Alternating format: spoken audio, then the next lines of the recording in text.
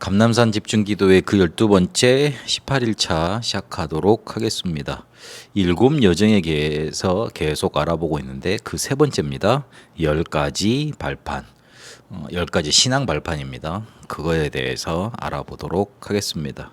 우리는 실제로 흔들릴 일이 많이 있습니다. 특히 어떤 사람의 소리, 세상에서 가르치는 것, 그리고 내 속에서 드는 생각 이런 것들에 많이 흔들립니다. 그래서 어떤 경우도 흔들리지 않는 신앙의 발판을 하나님이 성경에 주셨습니다. 그걸 10가지로 요약을 했습니다. 성경을 가장 쉽게 요약해서 들고 다닐 수 있도록 10가지로 요약을 한 겁니다. 가장 중요한 개념들을요. 그래서 이걸 가지고 어떤 것에도 영향받지 않고 흔들리지 않고 붙잡고 인도받을 수 있도록 발판이 확실해야 흔들리지 않습니다. 내가 딛고 서 있는 땅이 흔들려 버리면 굉장히 불안해지고 또 무너지게 되겠죠. 그런데 흔들리지 않는 발판 위에 서 있으면 안전함을 얻게 되고 그리고 어디로 도약할 수 있게 되고 발판으로 삼을 수 있게 되는 겁니다. 우리가 변하는 세상 말에 그리고 자기 이익이 되면 조금 잘해주고 이익이 안 된다면 바로 내치는 그런 사람들의 소리에 발판을 두고 있기 때문에 자꾸 흔들릴 수밖에 없습니다. 하나님은 하나님의 말씀으로 우리에게 흔들리지 않는 발판을 우리에게 허락해 주셨습니다. 그 10가지를 찾아보도록 하겠습니다. 제일 첫 번째가 성부 하나님입니다. 성부 하나님은 절대 주권을 가지시고 모든 것을 주관하고 계십니다. 모든 주권은 성부 하나님 손에 계십니다.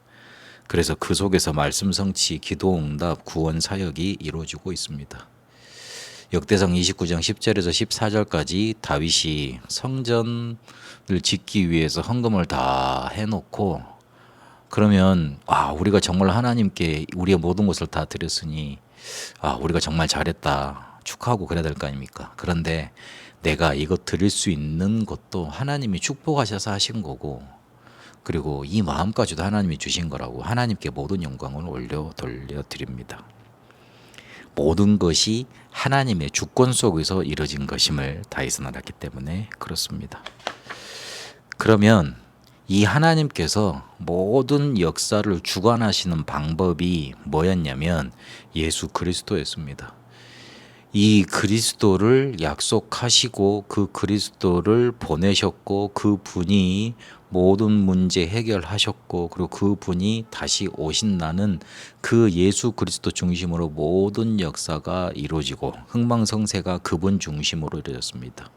역사의 열쇠, 역사의 키가 바로 예수 그리스도입니다. 실제로 우리가 쓰는 달력도 기원 전 기원 후입니다. 예수 그리스도 오시기 전 비포 크라이스트 아노 도미네 그 예수님 주가 오신 후 그렇게 나눠집니다. 그리고 우리에게 역사하시는 분이 계시는데 그분이 바로 보혜사 성령님입니다. 그분께서 우리와 함께 하시고 능력으로 역사하고 계십니다. 그것이 바로 구원이고 우리를 인도하시는 신앙생활이고 내게 임한 것이 성령 충만입니다. 1, 2, 3 신앙 발판은 성삼위 하나님을 뜻합니다.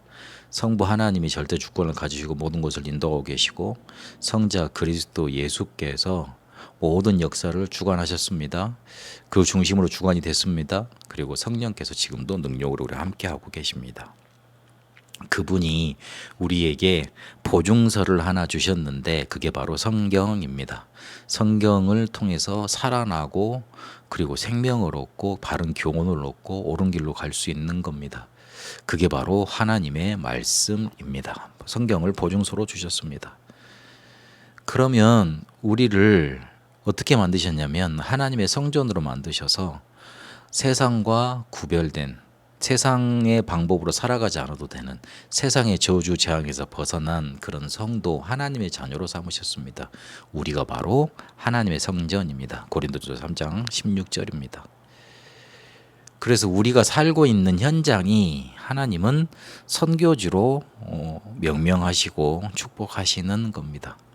어디 멀리 가서 전도하고 하나님의 축복을 누리는 게 아니고 우리가 살고 있는 현장, 그 산업터, 우리의 직장이 하나님의 축복이 임하는 선교지인 겁니다.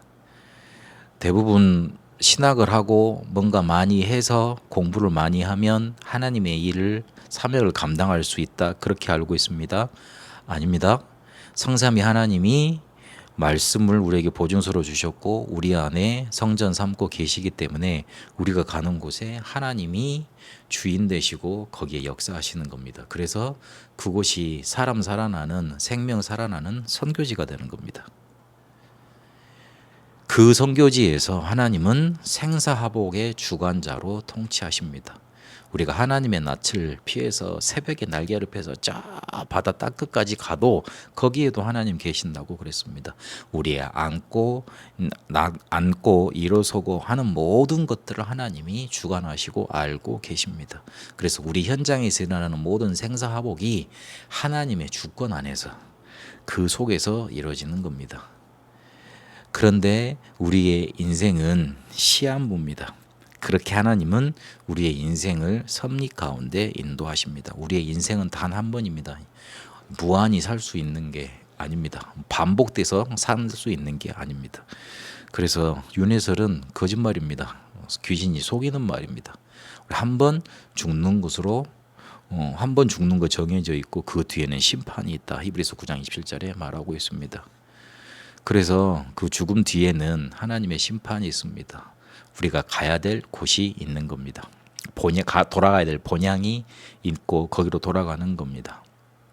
천국과 지옥이 있다 그랬고, 지옥은 나쁜 사람이 가는 곳이 아니라 죄 해결받지 못한 사람이 마귀가 가둬져야 되는 그런 곳에 같이 가둬지게 되는 겁니다. 가게 되는 겁니다.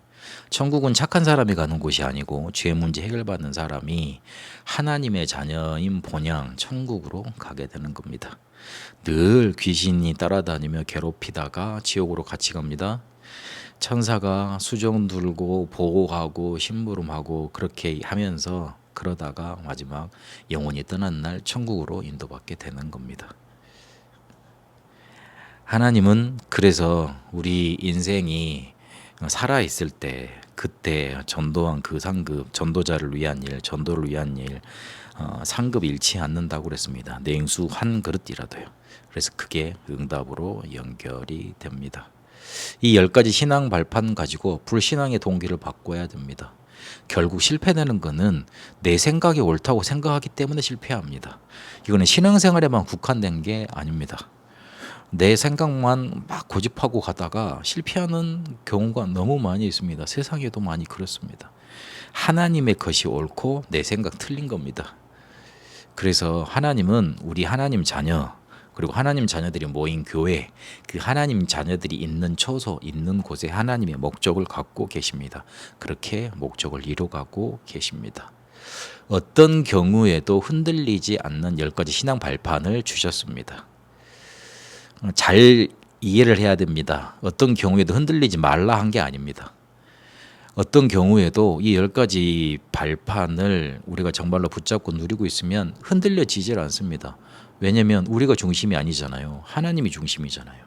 하나님이 우리를 절대 주권으로, 방법으로, 역사하심으로, 말씀으로 성전 삼고 선교지로 축복하시고 통치하시고 섭리하시고 심판과 상급으로 우리를 붙들고 계십니다. 우리의 발판이 되십니다. 배경이 되십니다. 그러니 흔들리지 않을 수밖에 없죠. 그래서 어떤 경우에도 흔들리지 않는 10가지 신앙 발판 누려서 불신앙의 동기 바꾸고 하나님의 목적과 생각을 붙잡는, 응답을 누리는 그런 여정 가게 되시길 바랍니다. 어떤 경우에도 흔들리지 않는 10가지 발판 붙잡고 하나님이 이뤄가시는 목적을 이뤄가는 언약의 여정 가게 하옵소서. 살아계신 우리 주 예수 그리스도 이름으로 기도합니다. 아멘.